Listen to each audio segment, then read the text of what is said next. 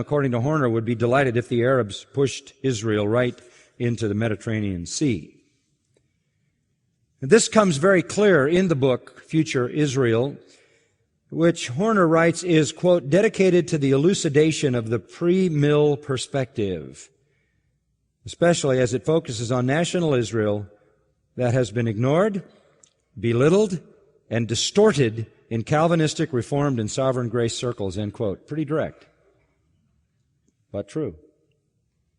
Horner goes on to say, the wrong perception of Israel and the Jews by so-called Christians has produced consequences of horrific proportions during the history of the Christian church.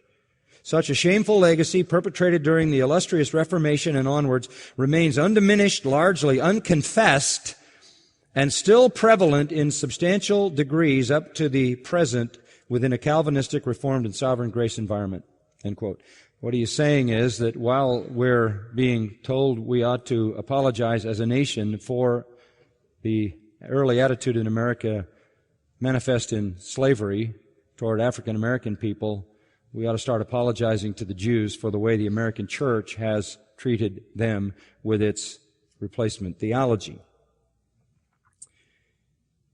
Based on chapter 12 of Genesis, if a Christian's eschatology produces indifference toward the children of Abraham, or detachment from the children of Abraham, or antagonism toward the children of Abraham, you're in trouble.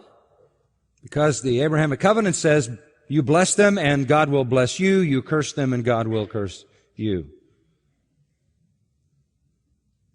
The issue then is, does Israel have a future as a nation?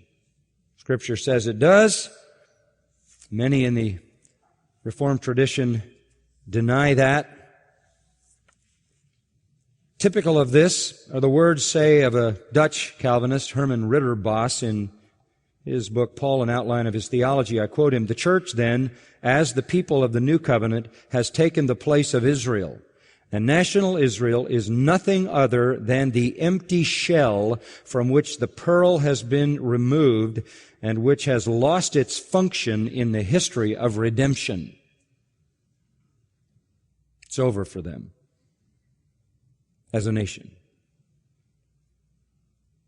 Now you have to ignore the clear words of Zechariah 12 to 14, Ezekiel 36 to 39, Romans 9 to 11 particularly. And you also have to do damage to your own understanding of sovereign grace. Because you are saying that Israel failed to believe, Israel failed to embrace Christ, and so Israel, on its own, failed to do what it was supposed to do. By saying that, you would have to also say that Israel would have guaranteed its own place in the future purposes of God if, on its own, it had done what was right. The problem is, nobody can believe except by the sovereign grace of God. Israel has failed, but that has not altered God's plan, because the generation which is elect has not yet come.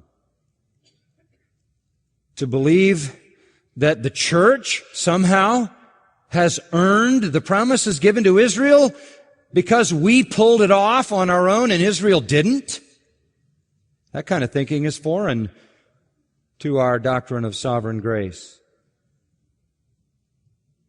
Do we fail to grasp that we as a church exist only by divine sovereign grace, and that we are no more able to believe than the Jews were able on their own to believe? Do we think that somehow we've inherited the promise because we were able to do what they were not able to do? The truth of the matter is we were enabled to do what they were not enabled to do, because that generation has not yet come. And if Romans 9 through 11, and we'll get to that, teaches anything, it teaches that salvation is by sovereign grace and election alone for the church now, and many Jews who are brought into the church, and for Israel in the future. To make a human contingency or a human achievement the factor in prophetic fulfillment is not true to the doctrine of sovereign grace. So you're asking the question, how in the world did this idea get such momentum? Well, as I said, it was Augustine, North African church father, came up with this idea, established the idea that the church was the new Israel. 13th century, the church establishes replacement as canonical law. It becomes the official dogma of the church.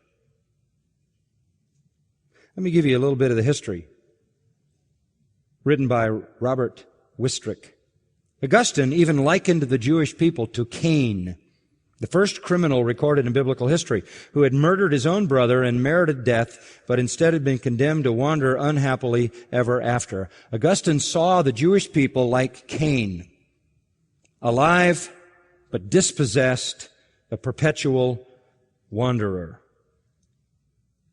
The Jews, Augustine said, might deserve to be eradicated for their crime, rejecting Christ.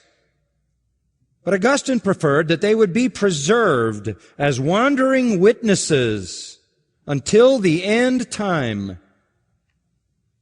Witnesses to what happens when you reject the truth. Augustine did suggest, however, that they would turn to Christ at the last judgment. The canonical legislation of the church in the 13th century fully institutionalized the reprobate status of the Jew and the doctrine which the church called Servetus Judaeorum, the perpetual servitude of the Jews. The Jews then had to be subordinate to Christians. They could exercise no position of authority, and Christian society had to be rigidly protected from contamination through living, eating, or engaging in any sexual relationship with a Jew. That was church law. The Lateran Council, 13th century, the year 1215, codified this to segregate the Jews.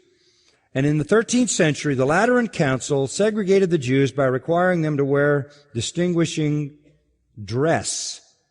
In Germanic lands, they wore a conical hat and what they called a Jew badge, usually a yellow disc sewn into their clothing whose color symbolized Judas betraying Christ for gold coins. That was what was done to them in Latin countries. The effects of the badge required to be worn, and the conical hat were to make the Jews more visible and vulnerable to attack, which reduced their ability to travel. And so they formed ghettos, 1200s. The German Reformation, a few hundred years later, under Luther's guidance, led in a very unfavorable direction for the Jews. The seed of hatred was sown deep. Luther did nothing to remove it. It eventually found its full flower in the Third Reich with Hitler. And the German Protestants showed themselves amazingly receptive to Nazi anti-Semitism. It was so ingrained for so many centuries. You can go back to the Council of Nicaea in 325, council which was debating the nature of Christ, came up with the right understanding of the nature of Christ. But in the documents of the Council of Nicaea, Jews are called that odious people. This attitude stuck, and it stuck throughout the Middle Ages. They were mostly resented, hated, and often killed. In the 14th century, Jewish books were burned. At the end of the 13th century, they were expelled